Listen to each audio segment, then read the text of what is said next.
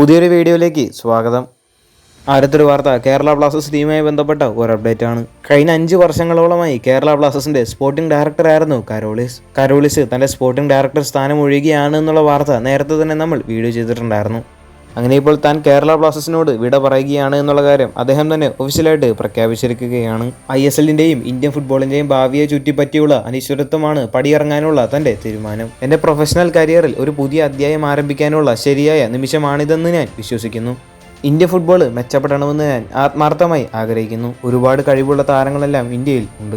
കേരളത്തോടും Kerala Blasters ആരാധകരോടും തന്നെ ഇരുകൈ നീട്ടി സ്വീകരിച്ചതിന് നന്ദി പറയുകയായിരുന്നു. അഭിമാനത്തോടെയും നന്ദിയോടെയും വളരെ സ്നേഹത്തോടെ ഞാൻ ഈ അധ്യായത്തിലേക്ക് എപ്പോഴും തിരിഞ്ഞു നോക്കുമെന്ന് പറഞ്ഞുകൊണ്ട് കരോളിസ് തന്റെ വാക്കുകൾ അവസാനിപ്പിക്കുകയായിരുന്നു. അടുത്തൊരു വാർത്ത കേരള ബ്ലാസ്റ്റേഴ്സിന്റെ താരമായിരുന്ന ഡാനിഷ് ഫറൂഖുമായി ബന്ധപ്പെട്ട ഒരു അപ്ഡേറ്റ് ആണ്.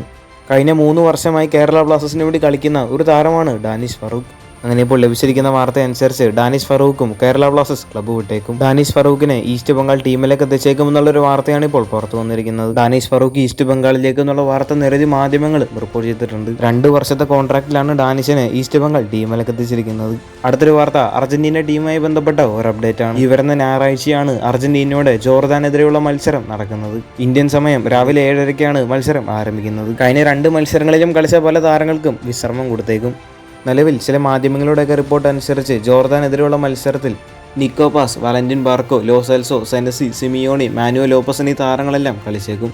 ഇതുവരെ അവസരങ്ങൾ ലഭിക്കാത്ത താരങ്ങളെല്ലാം ജോർദാനെതിരെയുള്ള മത്സരത്തിൽ കളിച്ചേക്കും. അതുപോലെ തന്നെ ആരാധകർക്ക് സംശയമുള്ള ഒരു കാര്യമാണ് ലയണൽ മെസ്സി മത്സരത്തിൽ കളിക്കുമോ എന്നുള്ളത്. ജോർദാനെതിരെയുള്ള മത്സരത്തിൽ മെസ്സി പകരക്കാരനായിട്ട് കളിക്കാനാണ് കൂടുതൽ ചാൻസ് ഉള്ളത്. ഓൾറെഡി എന്തായാലും അർജന്റീന റൗണ്ട് ഓഫ് 32 ഉറപ്പിച്ചിട്ടുണ്ട്. റൗണ്ട് ഓഫ് 32-ലെ അർജന്റീനയുടെ എതിരാളി ആരായിരിക്കും എന്നുള്ളത് ഇന്നറിയാം. കൂടുതൽ ഫുട്ബോൾ വാർത്തകൾ അറിയാനായിട്ട് ചാനൽ സബ്സ്ക്രൈബ് ചെയ്യുക. അടുത്തൊരു വീഡിയോ ആയിട്ട് നമുക്ക് വീണ്ടും കാണാം.